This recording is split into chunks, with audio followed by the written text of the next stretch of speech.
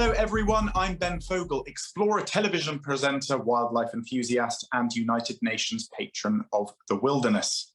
Welcome back to this, the third episode of the Be the Change in 2022 podcast, a series of conversations organised by One Carbon World in collaboration with the United Nations Climate Neutral Now initiative.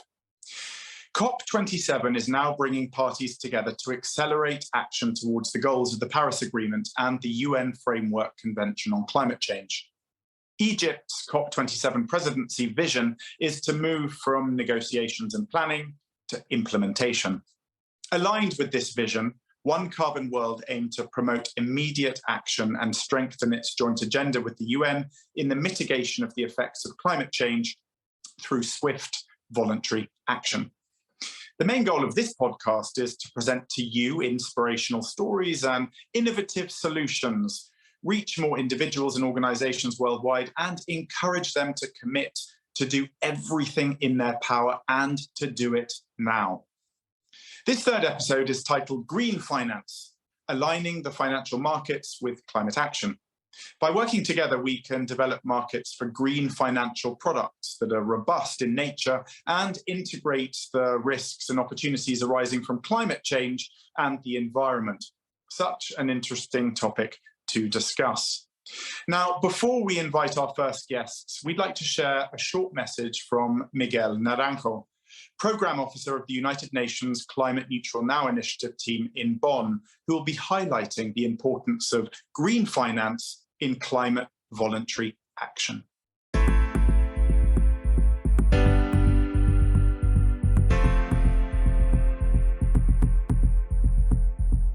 Hello, my name is Miguel Naranjo and I am Program Officer with the UNFCCC Secretariat based in Bonn in Germany. My team works in engaging or supporting, recognizing all stakeholders beyond national governments that are contributing to the response to climate change. So I'm very happy to join you today virtually for this session on the role of finance and financial institutions in the response to climate change. And I'm thankful to One Carbon World for organizing it. My expertise does not lie in the financial sector. However, what is clear is that the way we use our financial resources defines the direction that our economy follows. Therefore, ensuring that our investments and all of our financial resources are aligned with the goals of the Paris Agreement and more broadly with the UN Sustainable Development Goals or the SDGs is crucial. All efforts to make our society more sustainable, all efforts to respond to the threat of climate change will be void if we are not able to direct our resources, our most important resource, our financial resources, other than human resources, to the response to climate and sustainability. Now, this response is something that we have to do and something that becomes more urgent every day that passes, not just because it's the right thing to do for the environment, for global society, but also for business, also for your institutions per se. The response or the threat of climate is also a threat to your business, to the business continuity. If you want to ensure that your company, that your institution will continue or will be able to continue to operate in the future, you have to contribute to the stability of the society that makes that continuity possible. And that means right now responding effectively to climate change. Climate change is a threat not only to our society, but to all businesses and all institutions within it. So acting on climate and sustainability more broadly is not something that we have to do just because it's the right thing. We have to do it also because of business continuity considerations. There is a bottom line related reason to respond to climate.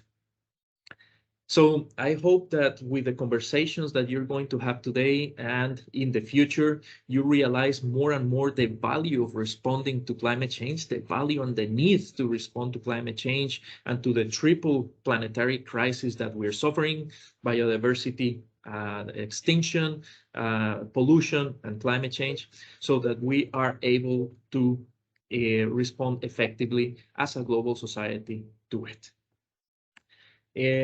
Again, I want to thank you for making the time to participate in this conversation today. I want to thank you for the efforts that you're probably already making to try to align the work that you do with the response to climate change. And I look forward to hearing about the outcomes of the session. Thank you and goodbye.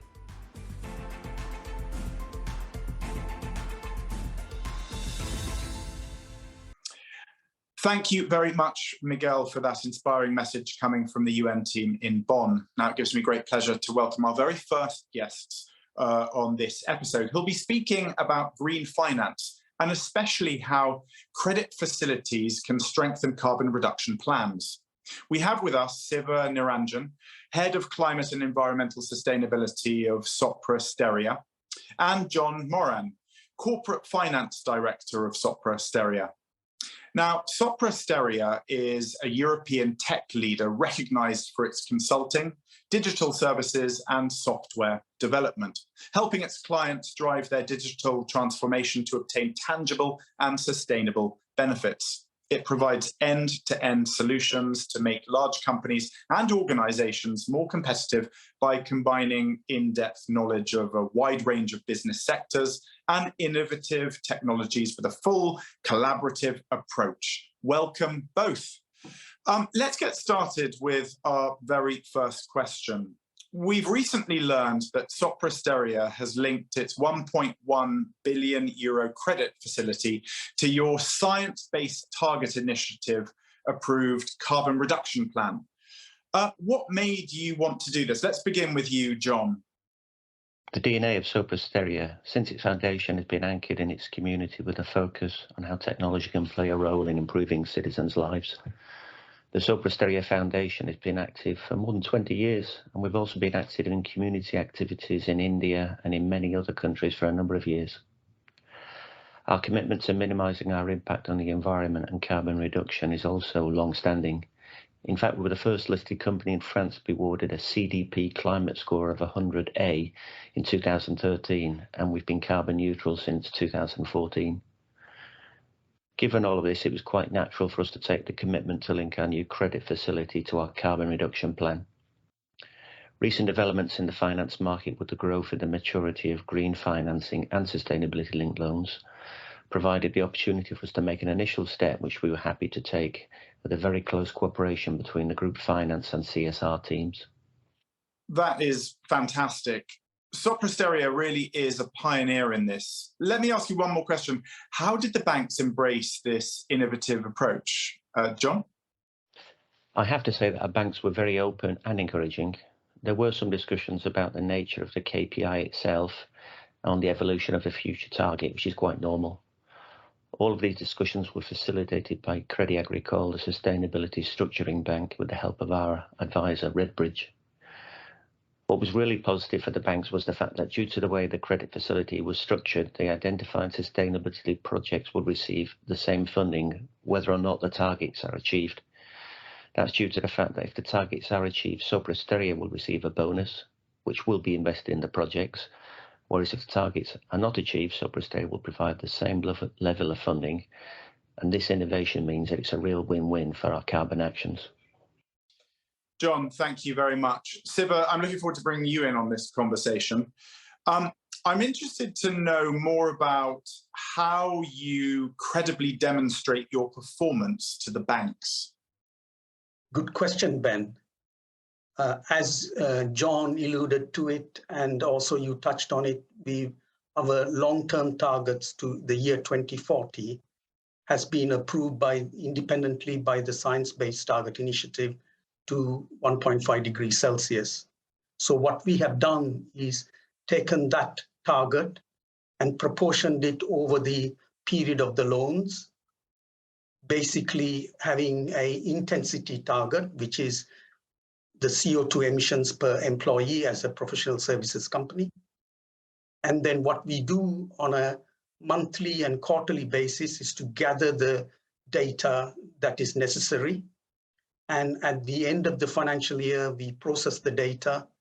And what we do is to get our auditors to independently verify our numbers so that they do it to something called the ISAE 3000 standard, to a reasonable level of assurance, which is then published to all our stakeholders, whether it will be in our annual report or the CDP submission, or for example, in our corporate responsibility reports.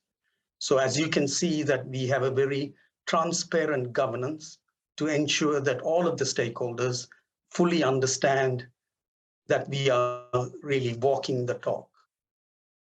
Are there wider benefits beyond Sopra Steria and the banks due to this facility? Yes, and in fact, Sopra Steria Group and the banks, you will later hear from Crédit Agricole, who's the facilitating bank, that we all wanted to inject some creativity and innovation. So what we did was, so for example, let's say Sopra Steria Group met its target, it would either get a bonus or what we would call a reduction in interest, which we do not take it to our bottom line, we put it into a particular fund. Similarly, the banks scaled up to say that in the event that Sopra Steria Group didn't make its target, they will not take that extra interest, that it will also go into the same investment fund.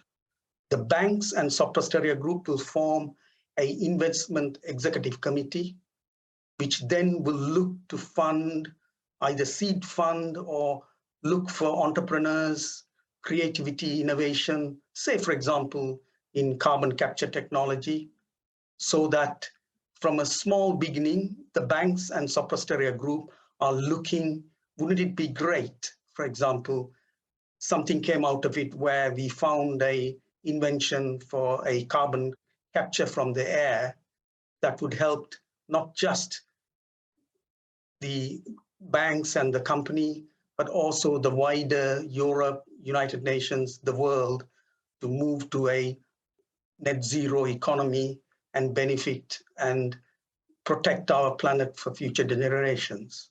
Thank you, Siva and John, for both giving us your time and sharing those inspiring stories. I hope this serves as an example for other companies who are looking to strengthen their carbon reduction plans, aligning their finance with climate action. Well done, Sopra Steria. We now have some more inspirational organisations, and we will be back in a minute.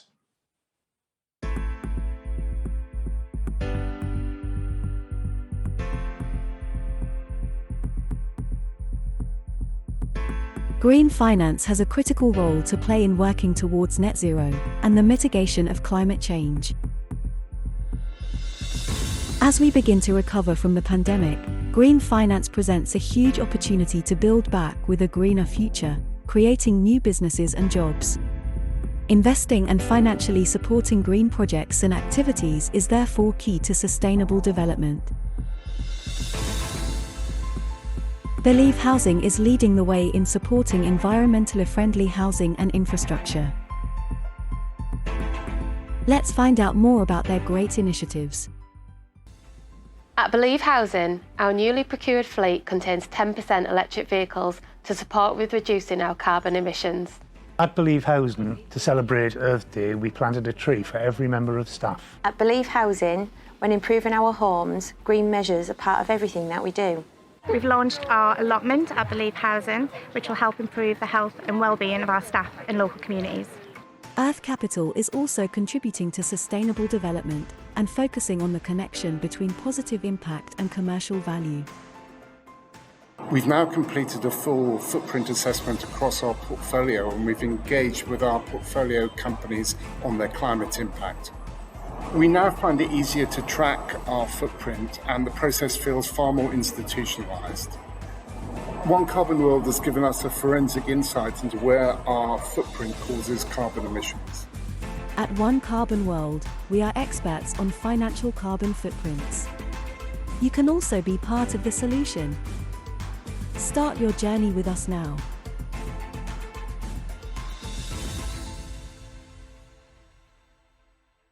Now it gives me great pleasure to move on to our second guest. I'd like to welcome Nathalie Sarel, Managing Director, Sustainable Banking of Crédit Agricole. Crédit Agricole is a French international banking group and the world's largest cooperative financial institution. It's one of the largest banks in France and Europe and the 10th largest in the world. To address today's major societal and environmental challenges, Crédit Agricole is committed to supporting all its customers in their transitions through their day-to-day lives at the heart of the real economy of their regions. Thank you, Nathalie, for your time. Thank you for having me. It's my pleasure. Nathalie, I'm wondering how you define green finance and why do you think it's so important? I would say green finance is a wide term that encompasses all financial flows that support climate-friendly activities and pursue environmental and sustainable objectives. It has a critical role to play in supporting the transition to a low-carbon economy and fighting against climate change.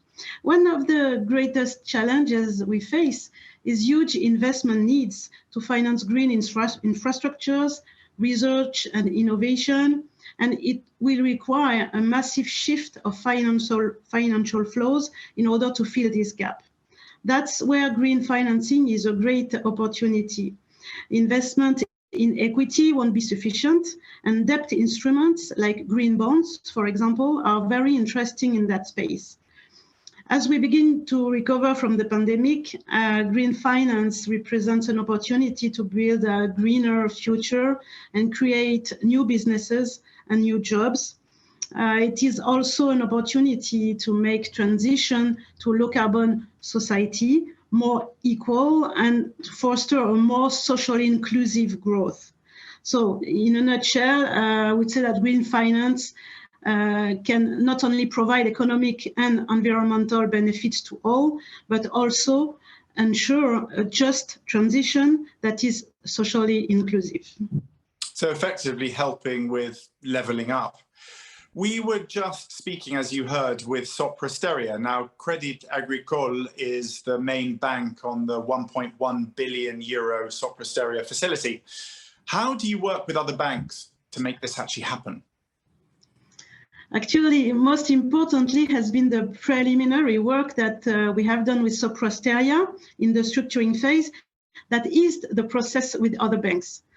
We had a very productive dialogue with Sopra Steria teams around a materiality analysis of its ESG stakes, a review of potential relevant performance indicators that could be incorporated in the financing, and a benchmarking against its peers. We rapidly found that Sopra Steria was well advanced on social matters, while very committed to act for climate change mitigation. Therefore, we guided Sopra Steria on the selection of a unique carbon indicator with an annualized trajectory in line with the 1.5-degree scenario, which is considered at the best market practices. What is innovative in that is that the margin adjustment mechanism of the facility will allow annual investment in impactful sustainability projects with eligibility criteria very well defined in a specific framework and with a dedicated governance and impact reporting.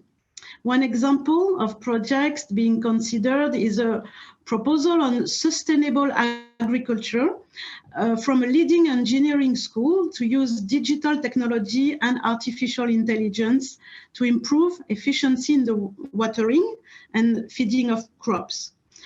Sopra Steria has a large field of projects like that in the sustainable agriculture, and as Crédit Agricole is the bank with a strong agricultural DNA, we were very pleased to support this initiative and share the same values. So this transaction enables Sopra Steria to have a first of its kind facility contributing to climate change mitigation, both through the pre-selected key performance indicator, KPI, and the use of the proceeds of the margin adjustment mechanism.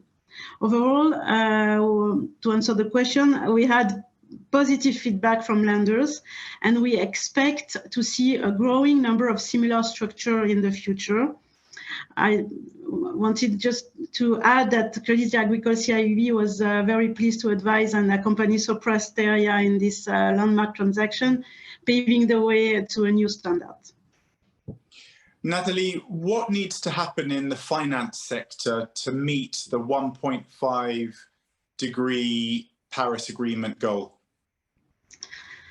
That's a key and difficult question, I would say. Above all, I would say that we need public policies and a regulatory environment that would support country policy initiatives at regional, national, and international level. Governments have a key role to play in strengthening green policy frameworks in order to catalyze investment into green and sustainable growth. Public policies, including laws, rules, regulations, standards, and incentives, can help integrating environmental and social consideration into mainstream finance and lending. It is necessary to better align and reform policies across the regulatory spectrum to overcome barriers to green investments and to provide an enabling environment that can attract both domestic and international investment. Achieving the Sustainable Development Goals and the objectives of the Paris Agreement will require substantial public and private investment. We therefore need a multi-stakeholder partnership between public entities, major actors in financial markets, banks, investors, but also civil society. We are at the core of a globalized economy and globalized financial market through which banks and investors can allocate capital to green sectors, like, for example, in the green bond market. The work done by Europe, for example, on the European taxonomy for green finance, has been a very important step defining eligible activities that contribute to climate change mitigation and climate change adaptation, and 4 other environmental objectives, with the specificity of do not significant harm. That means that if you pursue one of the 6 objectives, you shall not do any harm to the other 5 objectives. That is really challenging. So apart from public policies, we also need more work on data. We need tools, we need harmonized methodologies to assess exposure to climate and nature risks and help manage these risks. Finally, we also need a strong support to innovation and research, which is key in a period of global energy crisis. There will be a huge cost not to act. So we have no choice than limiting the global warming to 1.5 degrees of temperature. Nathalie, lots done, lots still to be done. Thank you very much. It really is inspiring how you're linking the financial markets to sustainable development and sustainability efforts from different companies. I hope more banks and private companies join together in this direction. Thank you very much for your time, Nathalie. Before we move on to our last guest of today, we have for you some more inspirational organisations and their work towards climate voluntary action. We'll be back in a minute.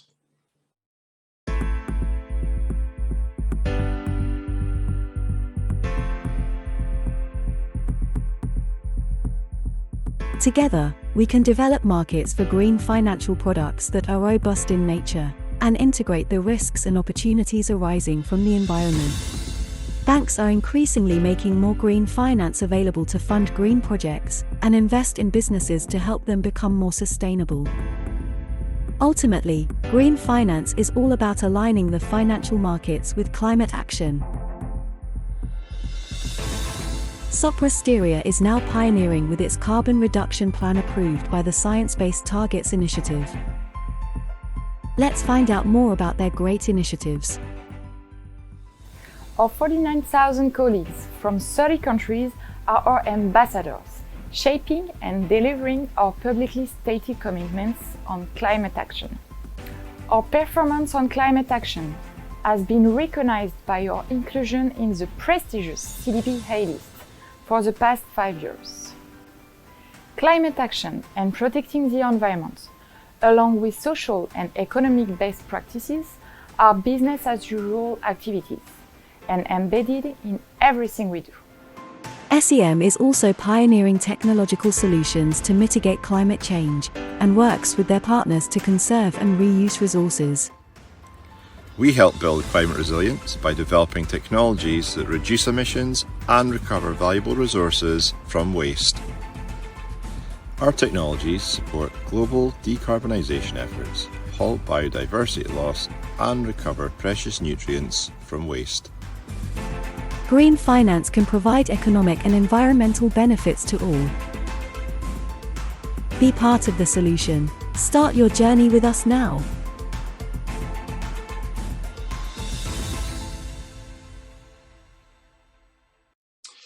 We are racing towards the end of this third episode. I hope you've enjoyed it so far.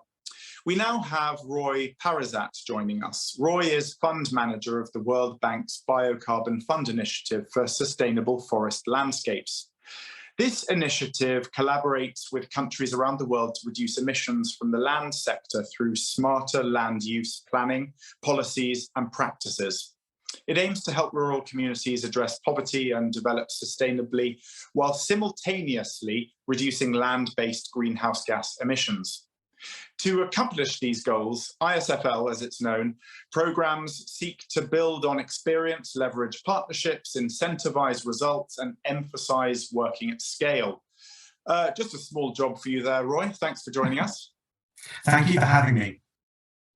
Let me start with my first question. How are you helping countries to protect their tropical forests, and how does this help in sticking to that 1.5 degree rise?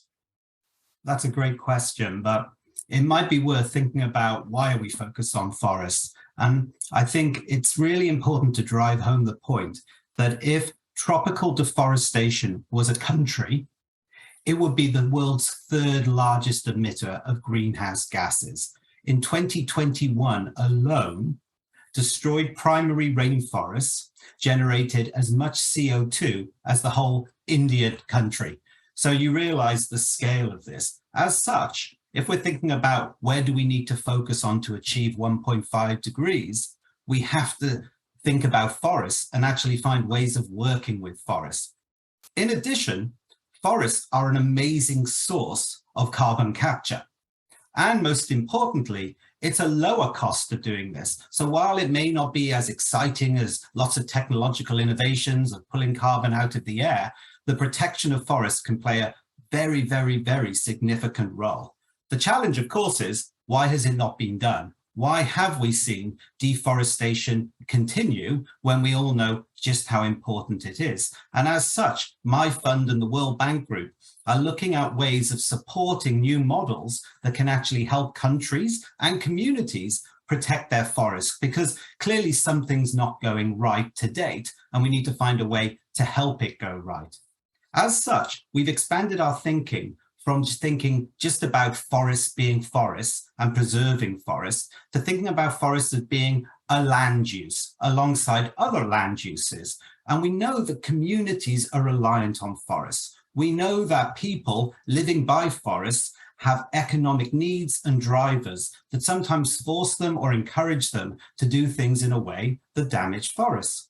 As such, we need to think about different ways of working with communities and supporting them in protecting their livelihoods while also protecting the forests. So thinking much more wider, more holistically, in a more joined up way.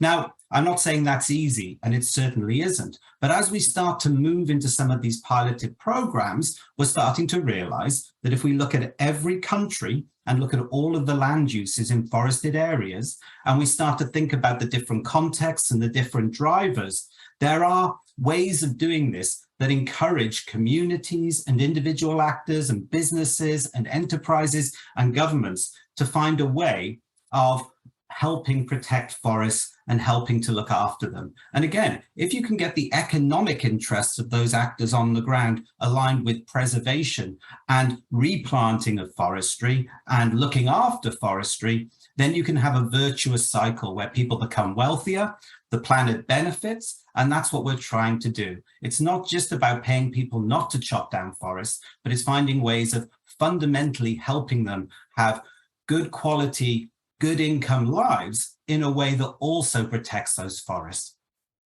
Roy, you've almost kind of segued into my next question, which is how climate finance can also benefit those local communities, Indigenous people and women.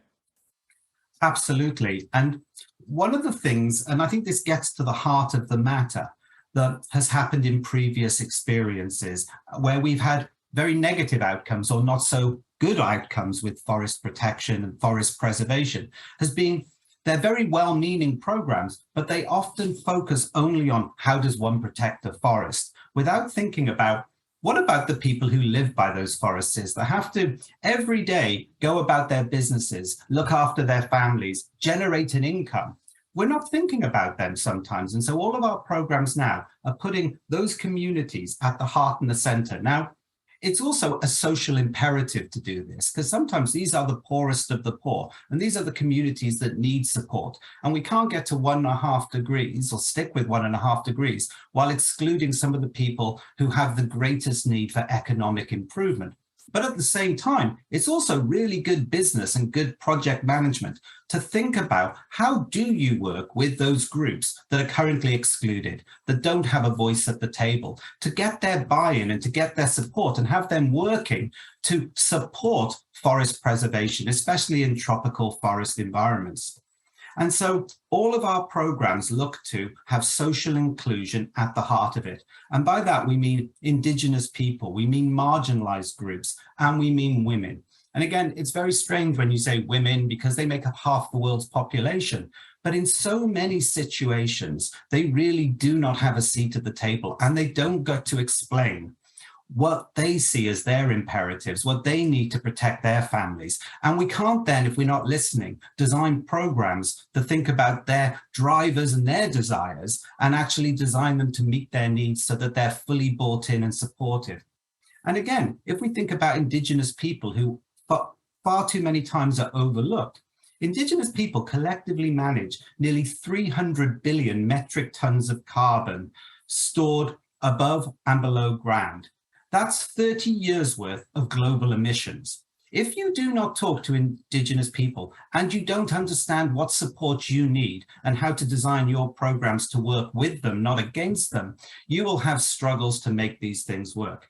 As such, it goes without saying that in too many situations, we don't listen to the voices of the people we should be listening to. And so the Biocarbon Fund that I work on and the World Bank Group across all of its programs looks to make sure that the voices of the marginalized are heard and built into the design of our programs. And that means proactively avoiding excluding people and listening and involving them. And so I think all of our programs are critical on this, but we also realize we have to go further. And to that point, the World Bank has put together a very large program called Enable, which is the Enhancing Access to Benefits While Lowering Emissions Trust Fund. And that program is looking to work with all of our forestry programs to raise the voice of Indigenous people, excluded people, and women, to make sure that from the outset, before we even start to implement on the ground, working with our country partners, that we actually raise those voices up and bring them into not just the design process, but also the benefit sharing process. And a final point to drive home here is that all of our forestry funds now have benefit sharing processes that make sure that when emission reductions are transacted and private sector money comes in to reward the communities for doing good work, that money doesn't just go to a few people, to the usual suspects, but it goes all the way down to the communities, and that Indigenous people, women, and the marginalized are equal beneficiaries of that funding. And what it means is your programs will be better. More people will do more work and will have more incentives to do things well. And I think it's not just a social requirement, which is critical, but also a success prerequisite. don't think we can underestimate the value of listening to the marginalized. Very thoughtful thoughts there. How do you see voluntary carbon markets scaling up in the coming years? Wow. Well, demand for emission reduction credits has rocketed since COP26. The work on Article 6 really did change the demands. And as more and more firms, as you've heard through all your kind of discussions with different entities, start to realize they're moving towards a net zero world, there's an incredible demand for more and more emission reductions. I've seen statistics that say the current value of emission reductions markets annually is 1 billion for voluntary emission reductions. However, it's going up to 100 billion. So there's a massive growth in these markets. However, what I would say, and again, I have to tread carefully here because I don't want to offend people, is that so far, a number of the emissions out there are not of a quality that's required to make the market really function. As such, it's critical that it's not just more money comes flowing in, but it comes flowing in for very high quality emission reductions that are real emission reductions. If you're a firm and you're buying a ton of carbon, it needs to really be a real ton of carbon. And it also needs to have been generated in a way where social inclusion is at the heart of that, and that communities on the ground have benefited. So at the World Bank, all of our programs are looking to raise the methodological robustness of our carbon emission programs, to work with countries to raise standards, and to make sure that they're generated in both an environmental and a socially sustainable manner. And to that point, here at the World Bank Group, we're creating a new multi-donor trust fund. That's a way of saying that lots of donor countries are coming together to work on trying to help client countries, developing countries with forested landscapes, put together better programs that are at the heart of it, high quality, real emission reduction programs that generate the highest quality of emissions. And if we can work to also put together better methodological frameworks so that other entities can also benefit from having higher quality standards, the market will flourish because it will be high quality emissions that really do help us stick to 1.5 degrees, but at the same time, do it in a sustainable and fair manner. And so at the bank, we're working on that with many, many partners across the UN world, across many other countries to make sure that we achieve that and do that in a sustainable manner. Roy, thank you very much for taking time out from your busy work at the World Bank Group and for sharing some of those fascinating insights. Good luck. Keep up all that amazing work. Thank you ever so much. It's been a pleasure. Sadly, we have now reached the end of our third episode of the Be the Change in 2022 podcast. I'd like to thank all of you for listening and following this inspiring conversation. We've just learned of some fantastic examples of how we can develop markets for green financial products that are robust in nature and integrate the risks and opportunities arising from climate change and, of course, the environment. Please remember that you can follow these conversations on Spotify, but also on YouTube and on the One Carbon World website too. In our next and final episode, we'll be talking about nature-positive climate action and how we can raise the bar for the net zero emissions. A fantastic way, I think you'll agree, to conclude this series. We hope to see you there, and thanks again for your time. See you next time.